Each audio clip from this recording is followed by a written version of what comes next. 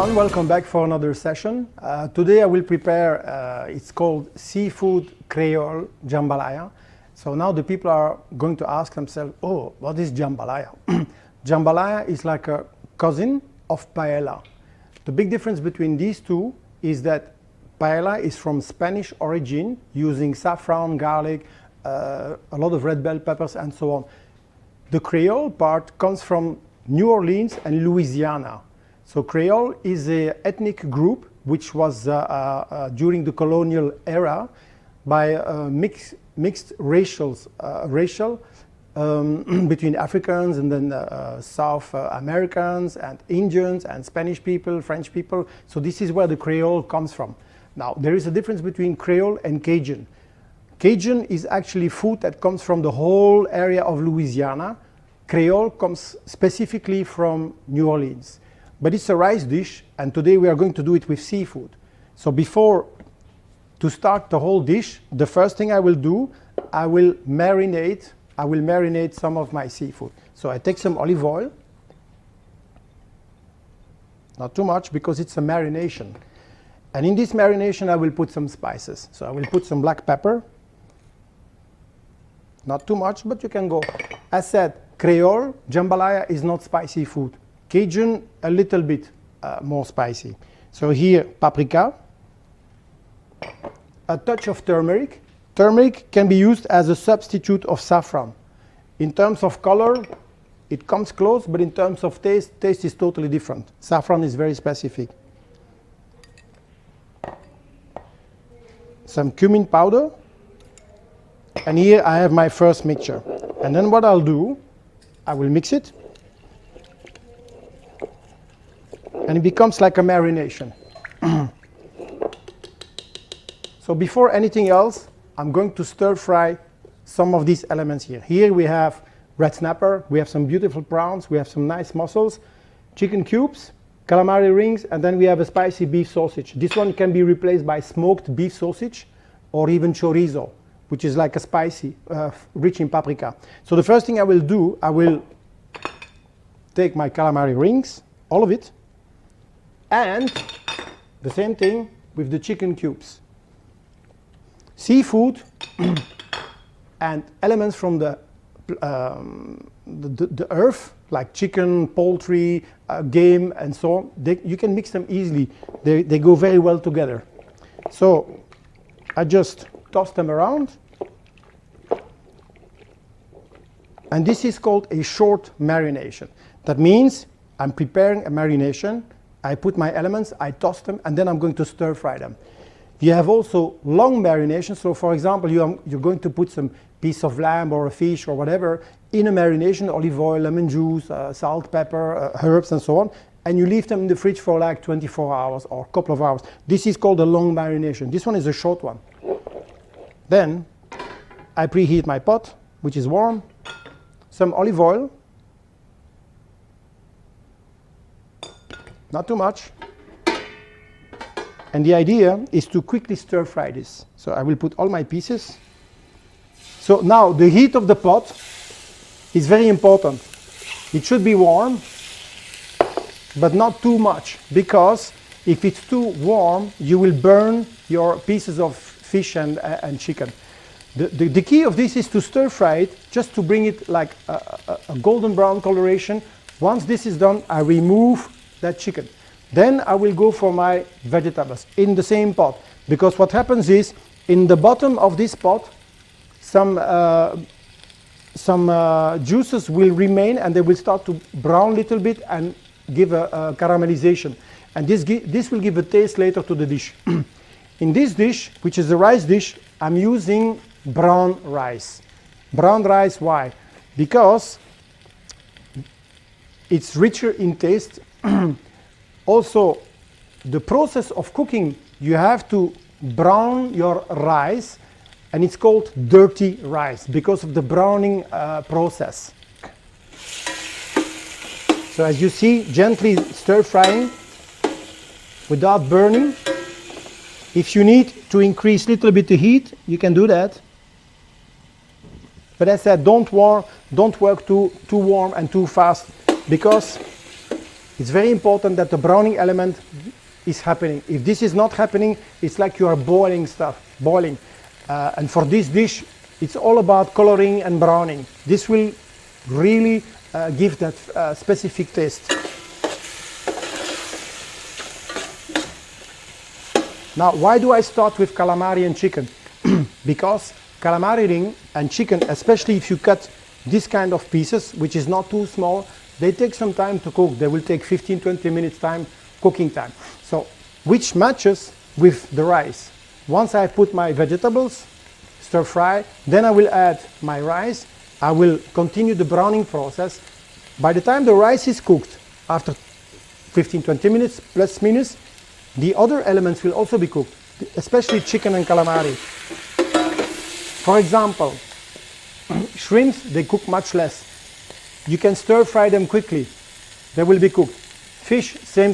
The fish we will put on top of the rice once we have the rice in there.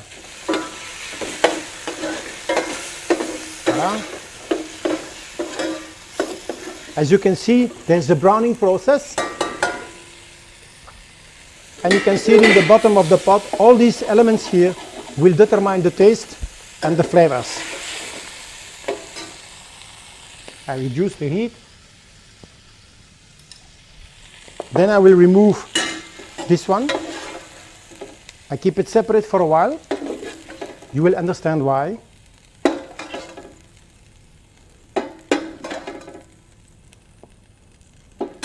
The next thing what I will do, I will take the shrimps. So the amount of shrimps per person, that really depends. You can eat one, you can eat two, you can eat much more. For example, seafood paella in Spain, it's absolutely full of shrimps, but it's up to. And I said this is a seafood Creole jambalaya. So the shrimps, no need for marination. You can just put them like this. We will quickly stir fry them. Why? In this process, what is important is the crusting. When you color something, a meat or a piece of chicken or a piece of fish, this crust is a protection. It's like a blanket. So that after that, when you cook further down, the juices are remaining inside of this or fish or chicken or beef, etc. Voilà. Same. Work gently. Don't work. When it comes to fish, when it comes to seafood and things like this, don't work too hot, like very hot flames. Don't go long cooking process because then you overcook the elements. If you do an Asian dish, which is like a wok fry thing, then you have to have very intense flames because the cooking process is very short. You're not cooking woks for 10 minutes. It's really a stir fry that takes a couple of minutes and that's it.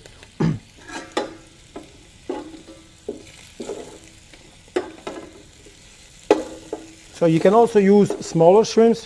It really depends. But if you use smaller shrimps, they tend to be overcooked because the smaller, the quicker they cook. So if you have a rice dish, which takes 20 minutes cooking time, if you take small shrimps, they will be totally overcooked. These ones will not because it's matching the proportions. It's matching the proportion of the chicken, of the calamari rings, and the other elements.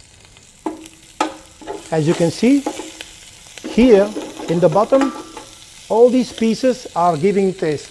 They will give taste to the dish. Voilà.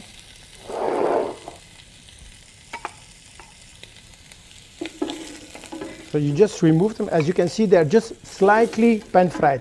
Not too much, because I want to keep that flavor. Shrimps have a very specific taste and flavor. They're not neutral. So if people don't like shrimps, then don't add it in the dish. But number one, now I will add a little bit olive oil. And what I will do, now I'm going to stir fry the vegetables. So here I have onions.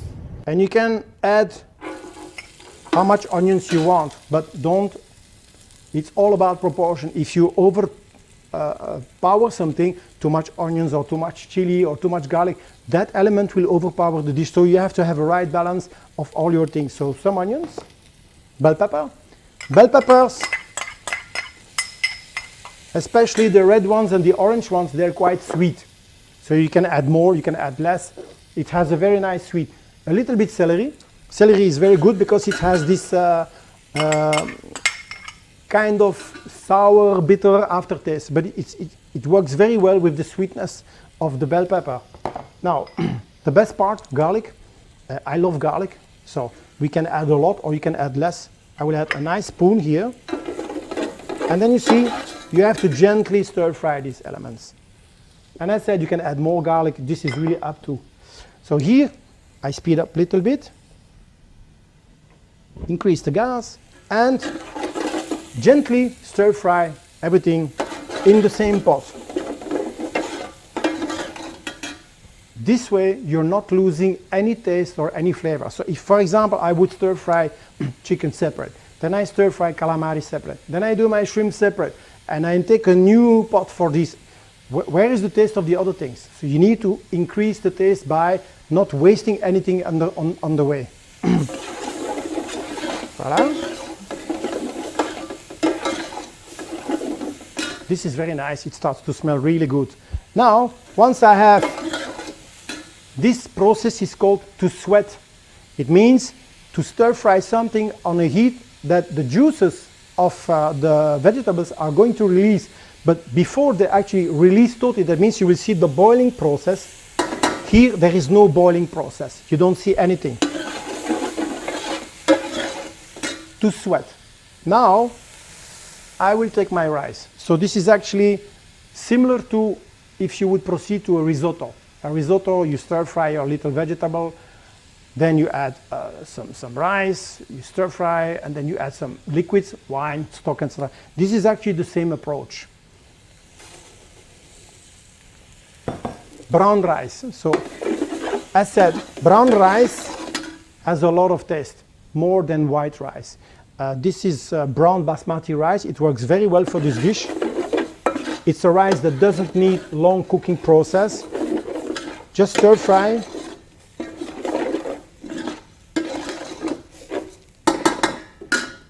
And what happens with this is that the rice and the vegetables are now combining into one homogeneous texture. The rice will swell because when you stir fry rice or you sweat it in butter or you cook it for a couple of minutes like this, the rice is going to swell. It will impregnate all the tastes which are in that pot. So after 2-3 minutes, what happens?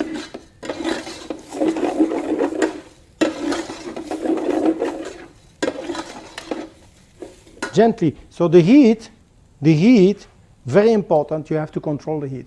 If you work too fast, you're going to burn your pot. If you work too slow, then it's going to take too long and all these juices are, the vegetables are going to release their juices. Then you are going to somehow boil, which is not what we need. I will increase a little bit. And now, what I will do,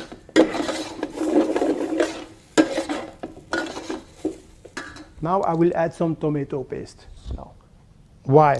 Well, tomato paste is to increase the color, the darkness. But tomato paste is actually slightly acidic. So there is 2 reasons for it. But when you add tomato paste in anything what you do, in anything, a rice or a chicken dish, or tomato paste has always to cook for a while. 2-3 minutes. You can add more.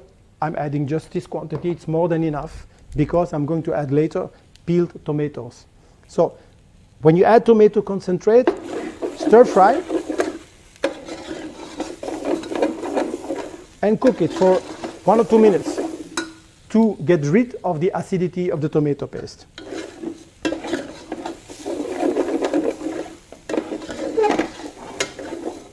Slowly but surely, we're getting to the point where now I'm going to add the liquids.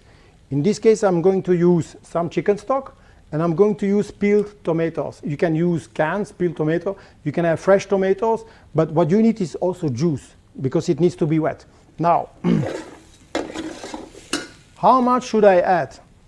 You know, there is a trick, and I'm using that trick since a long time, is that when you have any pot with quantity of rice, always put your 2 fingers above that quantity of rice, and this is the amount of liquid you can add.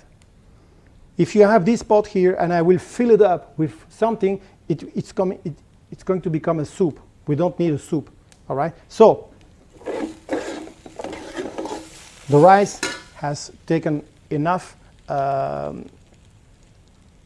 juices and all the flavors from the vegetables. Now I'm going to add peeled tomatoes.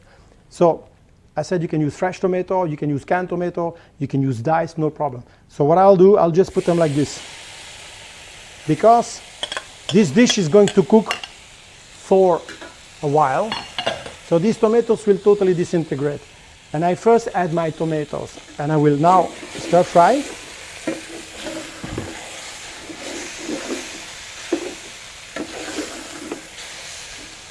And you can see that the liquids have disappeared. The liquids are now absorbed by the rice. And then the next thing, I will add chicken stock.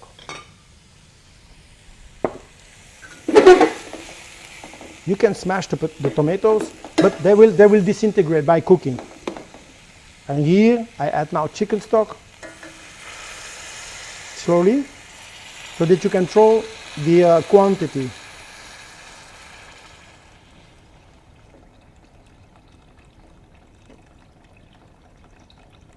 And this is somehow, as I said, the same approach as risotto.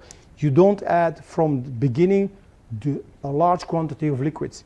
You have to control that cooking, because this dish is like paella. It's a rich rice dish. It's not a liquid one. So we start like this, with this quantity. So before I increase the speed, the flame, I'm going to add a little bit spices. A little bit salt. Salt always has to be from the beginning of a dish. Don't add it at the end.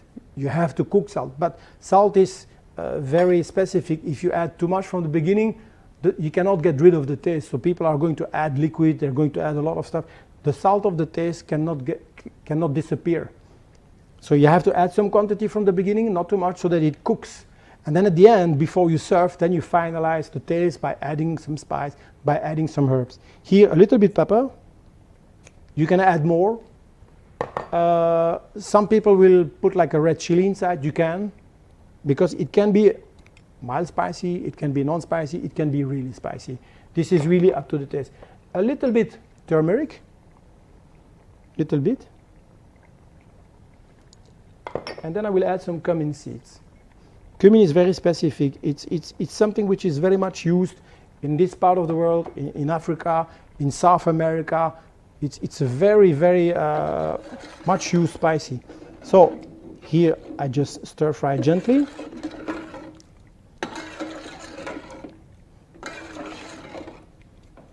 And now I increase. So the trick, there is a trick to cook this. In the beginning, always start very strong. It starts strong, and then you turn down the flame, so that this cooking process happens evenly. It's a very homogeneous cooking process.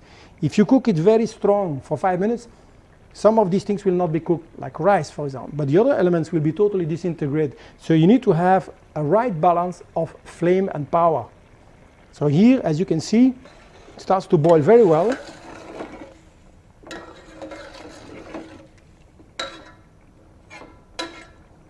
Voila.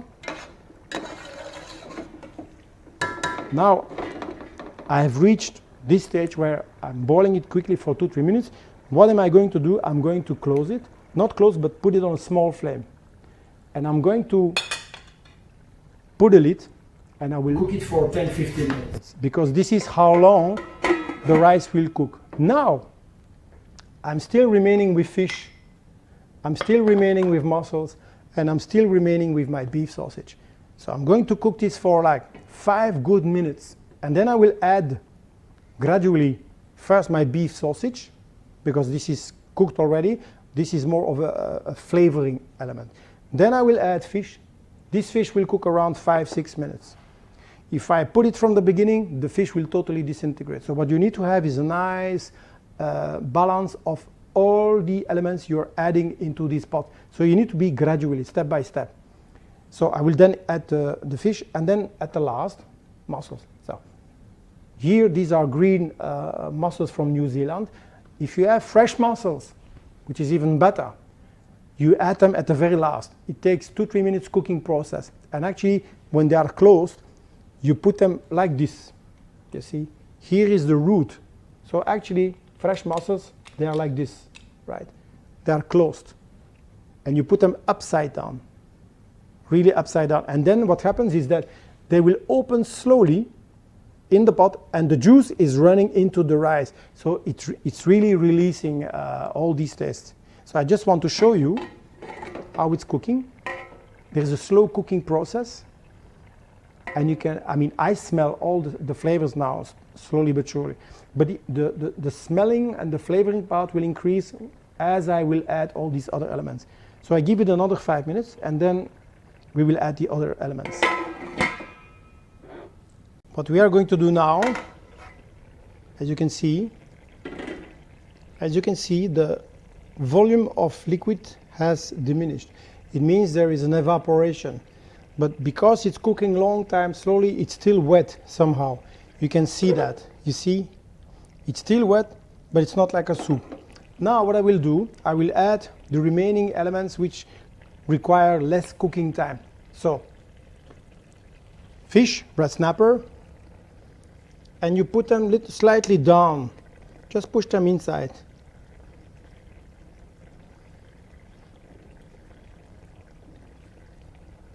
This is this. Then shrimps. I mean, you can work clumsy, like dumping them, or you can work a little bit nicely by, you have to treat all of these food with care and a little bit passion, because this is all value. Here is the leftover. And here the mussels. And the mussels I will do like this. I will put them inside, straight up, like if they were fresh, so that the juice goes down.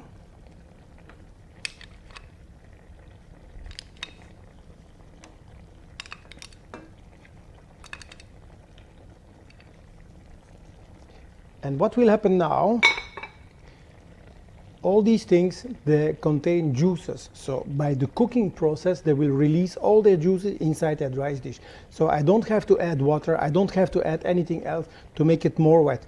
It will cook, and the balance between the dryness or the wetness of this dish, combined with everything, the cooking process, all the elements will be cooked, etc. I need about 7-8 minutes. So I will cover it again, and you just continue the same way. Don't have to slow down the heat or increase the heat. All right, so now this has been cooking for a while. And look at this here. You see, this is the perfect balance of this dish. It means there is still some juices around, but you can see that the rice has absorbed most of it.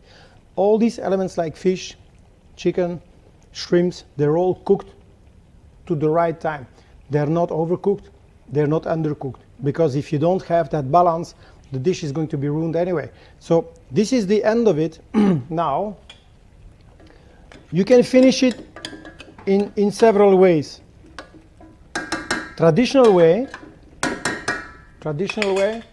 it's cooked in big pots, even on the beach, on a bonfire, something like this. Then they put the pot in the middle of the table, for example, and people sitting around, and you can eat like this. This is one way. The other way is, of course, to serve it individually, which I will do now.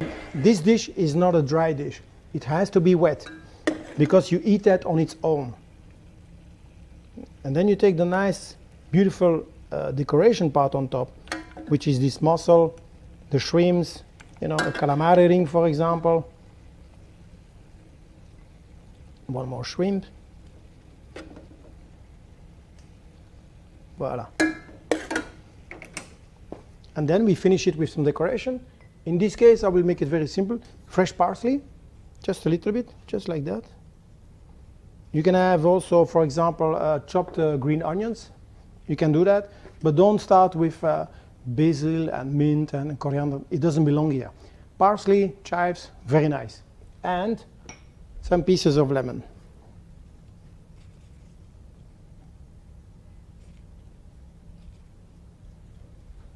And to make everything really beautiful, nice sprig of rosemary. And here we go. Bon appetit.